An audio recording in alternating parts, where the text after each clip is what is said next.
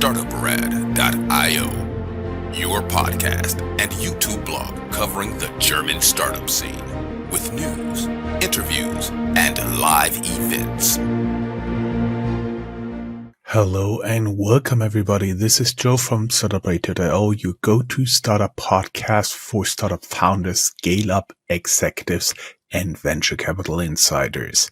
In today's episode, we dive into the power of strategic storytelling for startup growth with our guest, Ehud Dror, founder of Tailoring Your Story. Ehud is a renowned startup pitch expert and narrative strategist who helps tech founders to turn complex ideas into founding-ready investor decks, go-to-market messages, and memorable keynote stories. With a track record of guiding some of Israel's most innovative startups, Ehud unpacks how clarity, belief, and emotional resonance can differentiate your brand, attract VC funding, and align your team. If you're a B2B SaaS founder, deep tech entrepreneur, or a growth stage executive preparing to pitch, this episode is packed with insights on using startup storytelling, pitch deck optimization, and strategic communication to win in competitive markets. We met at the EU Startup Summit in Malta, and now welcome, Dror. Welcome, Ehud. Sorry. Welcome, Ehud. Welcome to Startup Radio. Hi. Very excited to be here. It is my pleasure. Let us dive in straight with narrative and strategic communications. It's all about storytelling with you, but why is storytelling the most underutilized tool in startup growth? Ooh, wow. So I like how you dove into the pain point at the very first question. But I wouldn't be a storyteller if I didn't start with the sentence, let me tell you a story, right? So let me tell you a story. Most founders think storytelling is something you do at the end, when in fact it should shape everything from the start. Founders often invest in product, in tech, go to market, but forget what makes people believe. Storytelling isn't fluff. It's a strategy dressed as a narrative. It aligns your team, it earns investors' trust, and help customers understand what you do, and most importantly, why it matters. Most pitches I see are loaded with features and jargon. Most entrepreneurs use them to sound bright and trendy, and they think the big tech words make the difference. But who really understands what the algorithm or how the algorithm works, right? Investors and partners Actually, have to tell you, Ehud, what is really interesting is the longer I do this, the more I can really feel you, for the very simple reason you go on the website or you listen to a presentation of one of the founders and he drones on for like 20 minutes. And at the end you think, what the hell are you guys actually doing? Yeah. Right? That is a point you're trying to make, and I've seen so often. Yeah. So basically the algorithm, no one understands how it works, include investors. So you can feel free to let that part go. So investors and partners are at the end of the day seeking clarity, vision, conviction. Okay, a great story delivers all three. Startups that know how to tell their story don't just raise money faster; they move faster, because once people believe in you, you're halfway there. Mm-hmm. When people believe in you, you're halfway there. That's a pretty good quote. So we already talked about startup narratives. What makes a startup narrative resonate with both the investor and the customer community? So that is a great question, but the simple answer would be that it doesn't.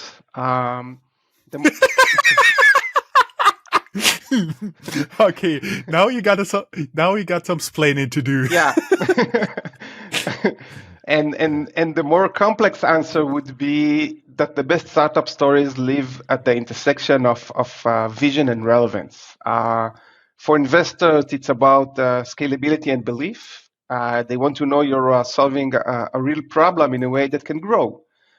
Customers, on the other hand, it's about empathy and clarity. They don't want to know you understand them, or they do want to know you understand them and can improve their lives. A resonant narrative bridges both by answering three questions. Why now? What urgency drives this? Why you? I mean, what makes this team and solution credible? And why should anyone care? So that's where the emotional hook lives. A good narrative knows how to speak to both and speak the language of opportunity to investors and value to customers. And it does it both without switching personalities. When you hit that sweet spot, your story doesn't just resonate, it compels action. You mentioned clarity and momentum. How do you build that in a pitch, especially a short one? Okay, so clarity and momentum are two rails every great story runs on. Clarity means stripping your message down to the one thing you want people to remember. It's not about dumping things down. It's about making complexity unavoidable. When I start working on a story, I always ask if your audience remembers only one sentence, what should it be? That's your signal. Everything else supports it. Then comes the momentum part, and that's where most pitches fall flat. Momentum is the feeling that things are already moving, and the only smart thing to do is to join the ride. A good example would be showing traction early, or use a quote, or a win, a number that proves motion. Structuring your pitch like a story arch. Don't just inform people, escalate, end with a vision. So people lean forward, not back. When you combine clarity with momentum, you don't just explain your idea, you drew people into it. People are looking for that hook, so give them something to aspire to. Mm-hmm. Can you walk us through? I've seen some examples when preparing for this interview. Can you walk us through how you turned quantum computing into a story about speed? Because many people talk about quantum computing. Yeah, they're small things and they do something. That is not really a story, isn't it? Yeah, absolutely. So that's an excellent example of taking a complex message and simplifying it. One of my clients, a partner at a VC firm, asked how to explain quantum computing to non-technical audience. So instead of starting with definitions, I reframed the whole concept with one word: speed. I open with Usain Bolt's 9.58 second world record. This is something everyone instantly relates to and understand and get. And then I position quantum computing as the next leap in computer processing power. Not just faster, but a new kind of speed. And to get the full picture or to bring it to life, I used metaphors like the flash. Again, not to explain physics, but to paint a picture of limitless potential. We showed how this new kind of acceleration could transform fields like medicine, cybersecurity, and finance. So basically, what we did is we swapped equations for metaphors, confusion for clarity, and abstraction for emotional resonance. So once we planned that the right association, the rest was given. Mm-hmm. Mm-hmm. I was wondering, what's your take on why so many pitch deck fails to convert? Is it just you pitching the wrong VC, you pitching the wrong vertical, the wrong stage, or is it simply the story fails? Okay, so as long as it's just both of us on this conversation, let me tell you a secret. Most pitches, just you and me and 50,000 listeners. yeah. Okay, go ahead. So let me tell you a secret. Most pitches fail not because the idea is bad. I mean, some ideas are not worth mentioning, but the majority fails because the story is broken. A good deck transforms the way people feel about your opportunity. The problem is that founders are often too close to the product. They try to explain everything, features, deck, milestones, and in the process, they bury the one thing investor needs, the belief. A pitch deck isn't a data dump. There is a considerable difference between dumping data, even if it's good one, and telling a story. Telling a story is a belief building tool, after all. You're not just pitching your solution. Most of the time, what fails is decks are too long or too technical or too flat, lacking momentum or flow that resonates with the audience.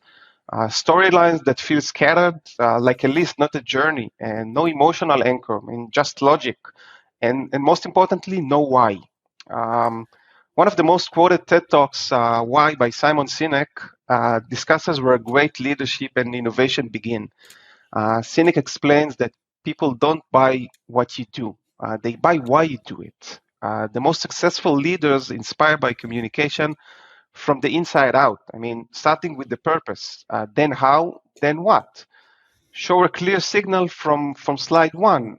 What are we solving and why now? A founder who gets the market, not just the tech, and the structure that builds confidence slide by slide. This is the way to do it. Mm-hmm. Mm. I totally know what you mean. Let us get a little bit into fundraising and pitch coaching, because a lot of people out there, usually we start with our audience around with our coverage around Series A, but I do get the message that a lot of our audience is Series A, B, but mostly Series C founders. So therefore, that's actually a different level, because you have somebody who's working for you. You have coaches that work with you on that.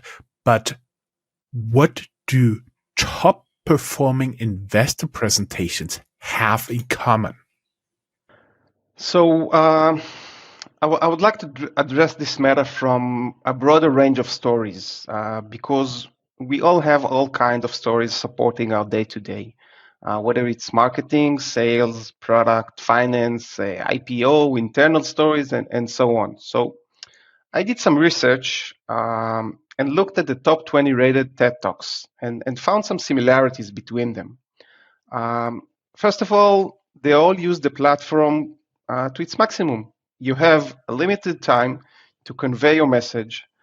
First of all, clear ideas, narrative structure, visual simplicity, of course, authentic delivery, data supporting storytelling, and compelling conclusion. In his TED Talk, How to Avoid Death by PowerPoint, David J.P. Phillips emphasized the importance of designing a presentation that aligns with our brain cognitive capabilities. He advocates simplicity by focusing on one message per slide, minimizing text, and utilizing visual to enhance understanding, creating more engaging and effective presentation. A great example would be Al Gore, that effectively conveyed complex climate data through an impactful visual in his An Inconvenient True presentation. I think everybody remembers him for this lift he was on, right? Yeah. Yeah, absolutely. Another great example would be Steve Jobs in his Mm-hmm. iPhone launch, concluded with the iconic phrase, one Mm-hmm. more thing, introducing a surprise element that left a lasting impression. And there are many more examples of great stories that can maximize the audience attention by following all these Mm-hmm. fundamentals. Mm-hmm. Can you describe a moment when a storytelling shift led to funding success? Well, I'll answer that with a story, but not from a startup point of view, but from recent events that can teach us how a great story is formed. Um, Yuval Rafael, Israeli representative for Eurovision 2025, which was held a few weeks ago, didn't win the audience favor with the 13 douze points and second place overall just because of the music. I mean, she's a great singer, no doubt, but if we go deep, we will find an unbelievable story. To those of you who don't know her story, She's a survivor from the Nova Festival on October 7th after playing tag for hours until she was rescued. And she captured hearts and global attention because her performance carried something deeper, a story of identity, intensity, if you'd like, and unapologetic authenticity. This is something you can't fake. I mean, she wasn't just singing a song, she was telling a story of resilience, of self expression, of belonging. And that emotional clarity is exactly what changes the game in startup storytelling, too. If you can build that in your pitch, the rest will follow. I was just checking on eBay while you were talking. With this Nova Festival, we got into very tough content. I was just checking such a scissor lift as Al Gore used. It should be worth for you a few thousand euros. So I would not recommend it to use it for your next presentation, especially if you do air travel. Okay. Um, Keeping a little bit to our fundraising and pitch coaching, how can a founder translate his or her belief into deck or keynote? So, referring back to Simon Sinek TED Talk, the most essential belief tool is start with why. And the answer can't be because I want to change the world or to make money or like every beauty queen wants to stop world hunger. You know this? That's definitely possible. Or world peace. Or world peace, right? So, because all these things are too vague, too universal, and too emotionally hollow at the end of the day, it doesn't create the resonance because anyone can say it, and many do. So it's like saying I want to be happy. Okay, it's true, but it's not specific, earned, or anchored in personal insight. So I often use the Pixar story spine. It's used to craft emotionally compelling, clear, and memorable narratives, and it works just as well for startups as it does for animated films. So basically, what it means, you're not selling the idea, you're inviting belief through a narrative arch. You go from the personal spark or your personal spark to problem, to solution, to vision. The audience isn't just informed, they emotionally involved. It has 6 steps for creating a story. So once upon a time, everyday problem, until one day, because of that, until finally, and ever since then. So now let's check this out, how it really works. So every story starts with once upon a time, Yes, right? yes. Yeah, yeah, Yeah. yeah. Uh-huh. So describe what was broken in the world before you started. For example, once upon a time, small businesses were invisible online. Continue with everyday problem. Describe the frustrating status quo or the reality your audience relates to. Every day they spent hours creating content that Mm-hmm. no one saw. Okay, until one day, what was your spark? The insight, the frustration, or problem that made you act? Until one day we realized the problem wasn't effort; it was a strategy. And because of that, introduce your product or solution, but not as a pitch, but as a natural response. Because of that, we build a platform that uses AI to optimize every piece of content in real time. Because of that, you can show traction here, or momentum, or proof, emotional payoff. Because of that, our users double their reach in under a month. Until finally, describe the transformation, what success looked like with you in the picture. Until finally, small businesses had a voice that could compete with big brands. And ever since then, paint the future, your vision that you're building, invite the belief in. And ever since then, we've been on a mission to level the playing field for small creators anywhere. So that would be an example of using a well-known model and translated it into our needs. The mechanism stays the same, but and the story changes according to our goal. Mm-hmm. Mm-hmm. Exactly. So I was wondering, we are already getting into the next question because you have the same startup story for different goals, once for the VCs, once for the customers, and once for the media. How do you do that? So one of the first questions we ask at the beginning of a project is who my target audience is. Think your story is like a diamond. It has the same shape, but different light or different angles catch different light. The core story or essence stay the same, but the emphasis shifts depending on who's listening. VCs are interested in considerable market insight, the size of the opportunity, the team unfair's advantage. They're looking for momentum and scalability, betting on growth, not just the idea. For example, we've identified a massive shift in the industry and are building the infrastructure to power it. Customers, on the other hand, are looking to see if you got them. Lead with the problem they face, use their language, their pain points, show empathy before features and benefits before specs. I mean, a good example would be, that frustrating moment when XYZ happens, we fix it, okay? Media looking for a story worth telling or a breaking news. You can lead with a hook, a surprising stat, a bold claim, if you would like, a human moment, position the startup in a culture or industry trend. Something like, in a world flooded with AI hype, this team quietly built a tool that helps humans think better. So remember the diamond, it has the same shape, but different angles catch different light. Mm-hmm. Understood. We get a little bit deeper now into psychology and emotional leverage, because storytelling actually appears to emotions, to psychology.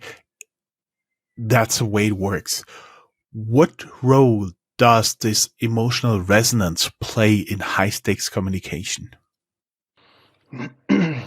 So emotional resonance is the difference between being heard and being remembered. A perfect example of this is Martin Luther King's "I Have a Dream" speech. If he had stood on the steps of the Lincoln Memorial and presented statistics, we might have heard him, but we wouldn't have remembered him. So instead, he painted a vivid emotional picture. I have a dream that my four little children will one day, and so on and so on. So emotion is what moves people to act.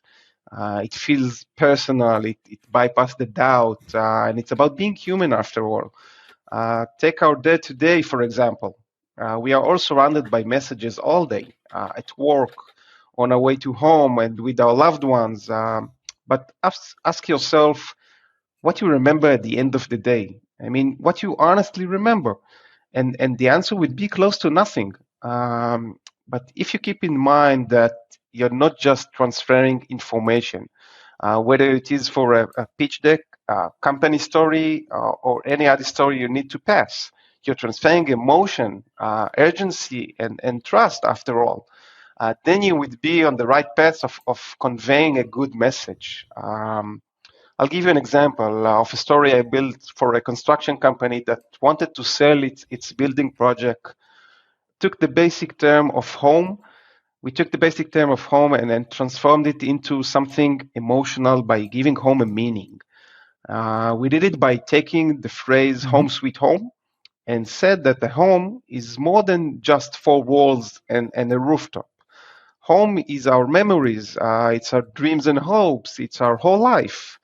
So once we created that emotion, a home went from four walls and a rooftop to something bigger that people can relate to. Mm-hmm. That makes sense. What is the best way for founders to tell vulnerable but also authentic stories without losing any trust? So we'll start with the bottom line here. Vulnerability builds trust as long as it serves the story and not the founder's ego. People don't lose trust when you're vulnerable. They lose trust when you pretend everything is perfect.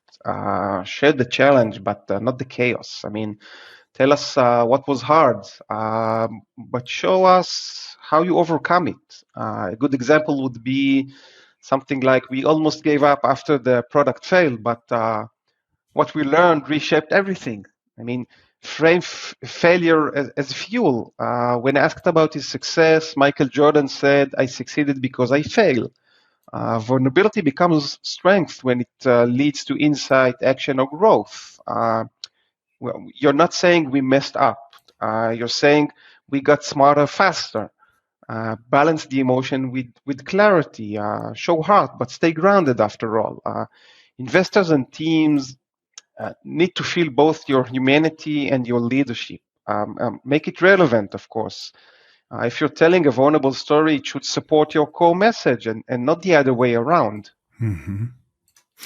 In strategic messaging, there's always talked about signal and noise. How do you approach that? And can you tell us a little bit about what is signal, what is noise? Because I personally, I run Startuprad.io mostly by myself with some assistance, and I get up to 100 emails a day. No kidding, you guys.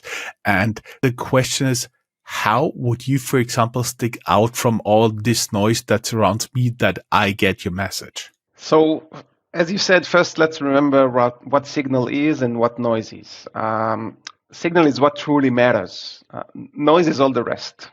As simple as that. But the hardest part of strategic messaging is deciding what not to say. I mean, in every founder story, there's a ton of noise, feature, metrics, buzzword, even good intentions. Remember the quantum computing story? It had the potential of being a flop using buzzwords. Founders tend to use the everything is important method. But comes to think about it, if everything is important, nothing stands out. That's where the signal comes in. Signal is the one thing that must land, the sharp truth you want people to remember when the meeting ends. What sets you apart? From my experience working with hundreds of companies, this is the most challenging part and the heart of every process of creating a winning story. It requires some skill, a broad understanding, and the ability to listen. My approach is to zoom out before you zoom in. Always look at the big picture. Using the one slide test. So once you find it, the rest will eliminate what's nice to say. Test each slide to see how it fits the overall flow and whether he creates the momentum you are seeking. All of these create the differentiation between a signal and noise. I see. So, noise is what does not matter and signal is what matters. I think I'll keep that in mind for future, communications. Guys, we will be back after a short ad break.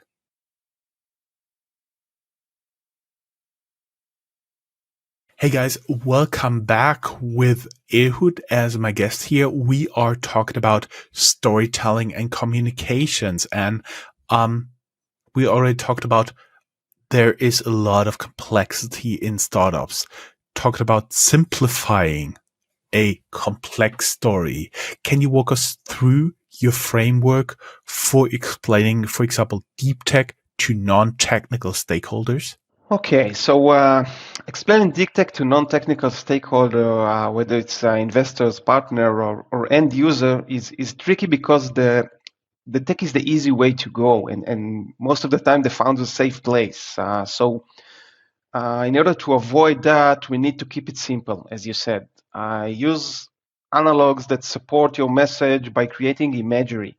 Usain Bolt, the Flash, quantum computing.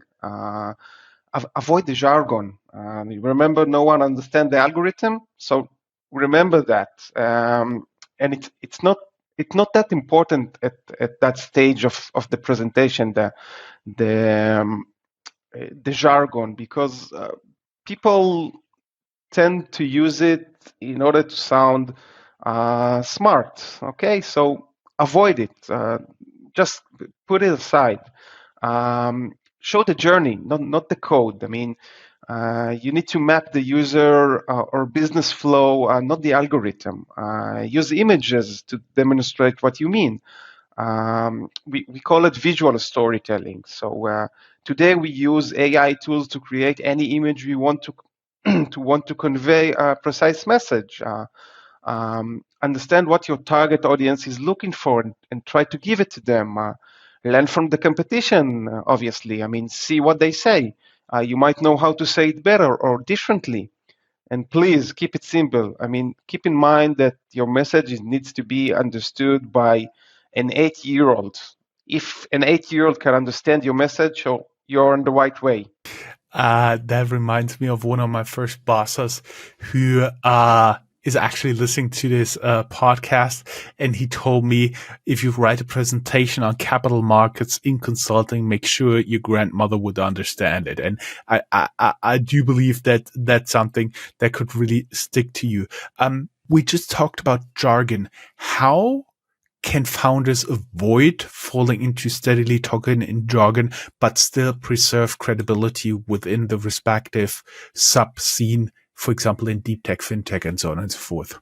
So I think we already covered that, but jargon pushes people away versus clarity that invites them in. We keep the credibility, but wrapped it in a story everyone can relate to and understand at the end of the day. In your case, it was your grandmother. In my case, it was my 8-year-old son. Yes, that works. Are there certain elements that are essential when pitching highly complex, highly technical products for highly complex content? Yeah, so most of the time, the more highly tech, the more complex the message is. When you pitch something highly technical, such as quantum computing or AI, the elements of the story are the same in every story, but remember that the tech at the end of the day doesn't close the deal. The story does. It goes back to clarity, simplicity, and using plain language. You don't have to hide the tech, obviously, but you must translate it. Focus on the problem, not the product. For example, we are solving a $1 billion problem in supply chain trust, not just building a better blockchain. Because blockchain is abstract, but supply chain, everyone understands. Technical doesn't mean boring, and technical doesn't always mean it's the signal. If it serves you right, so absolutely use it. But if not, let's try to find out what your advantage is. The one thing that you do that nobody else does. Let's go a little bit into go-to-market and growth. As I said, we do have different audiences here, different stages of entrepreneurs. Do you have any narrative strategies that work best during different stages, like early stage, Series A, scale up? Is there a difference? Yeah, absolutely, there is a difference. So our name is Tailoring Your Story because we don't have a one-size-fits-all policy. As you said, different fundraising stages demand different narratives, strategies. Because the audience mindset and what they are betting on, it evolves all the time. For example, pre-seed or seed, we usually sell the founder or the insight and the belief, because this is the leg we can stand on. Series A shifts from belief to traction, show that the story is starting to come true. Scale up, we will position ourselves as category leaders, owning the narrative. We approach every story according to its goal, target audience, and main message we want to convey. Mm-hmm. Mm-hmm. That makes sense. So in different growth stages, you do have different stories to tell. And how can a clear story accelerate your go-to-market strategy or product market fit? Clear story can massively become a fundamental way into the go-to-market and strengthen it, but not to replace it. It might help execute and support it better, because when your story is sharp, everyone from product to sales to investors understand what you're building, who is it for, and why it matters now. It sharpens your customer lens. It arms your sales and marketing teams. It reduces friction in the funnel. People will convert faster. A clear story doesn't just tell the world what you're doing. It tells your company and employees where to aim and how to move faster and achieve your goal. Hmm. We've talked about positive parts of the story, but is there a common mistake, a common storytelling mistake that kills startup momentum? Absolutely. So the first mistake would be not doing all the things we talked about so far. But a company story is like a living creature. It needs to be updated and examined all the time. Momentum in storytelling isn't about speed. It's clarity. It's tension and the reason to keep going. A powerful example is the opening of the first Harry Potter book.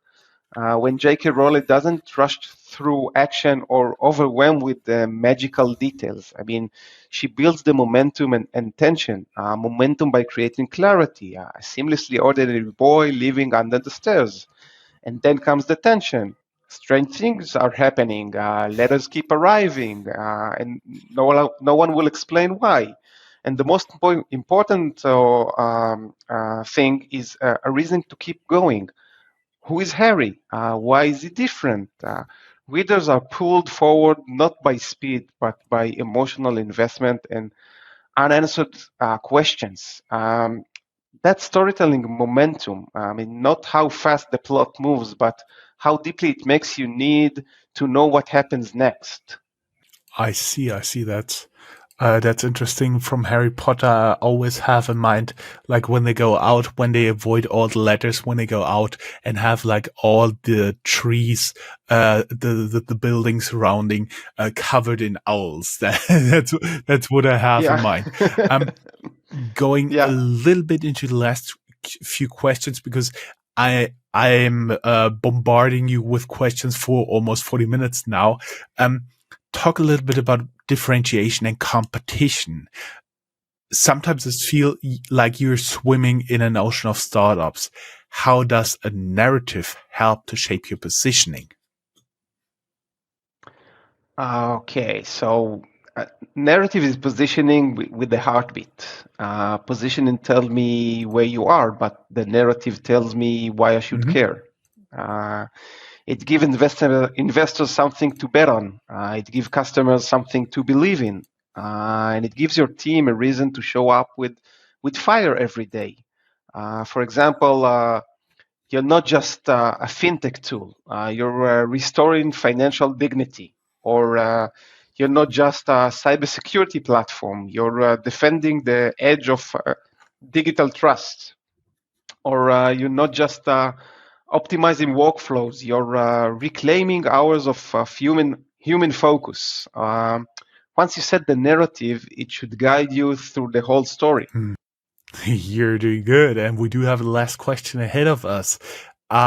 Still differentiation and competition. How can storytelling help founders to defend either against copycats or even larger competitors? So this question reminds me of the times we're experiencing in this era of AI. The one thing AI can't replace yet is our emotions and intuition. In a world where anyone can copy your product, your story and strategy becomes your strongest defense, because feature can be cloned, but trust and emotional connection, those take time to build, and are almost impossible to steal once you build them right. You can be a shoe company, but you can't just do it like Nike. Or you can manufacture computers and phones, but you can't think different like Apple. So a good story anchors your uniqueness, and it shifts the conversation from features to value. For the close, I was wondering, um, we are just on the onset of the age of AI. What would be your boldest prediction about how storytelling will change startup fundraising by, let's say, 2030? Wow, that's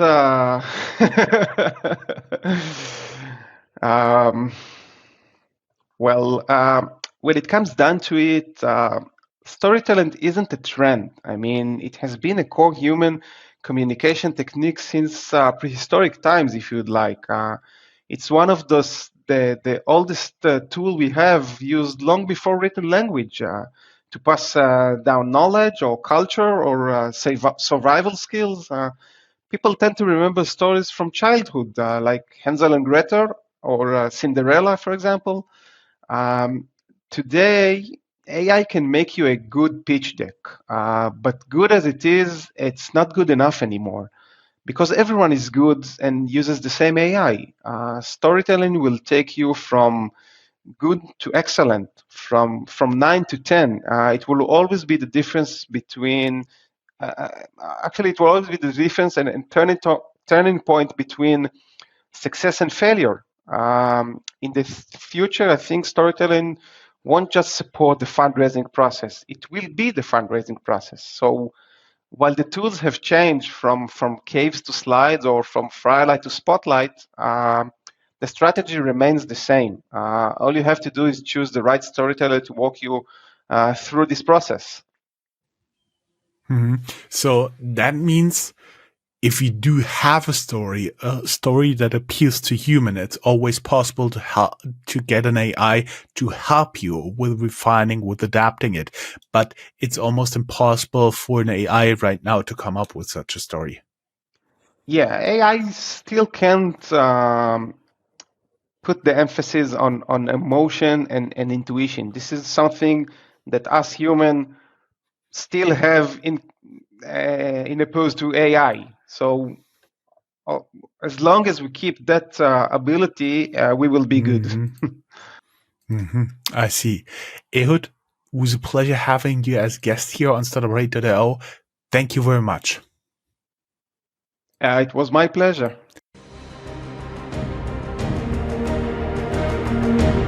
That's all, folks. Find more news, streams, events, and interviews at www.startuprad.io. Remember, sharing is caring.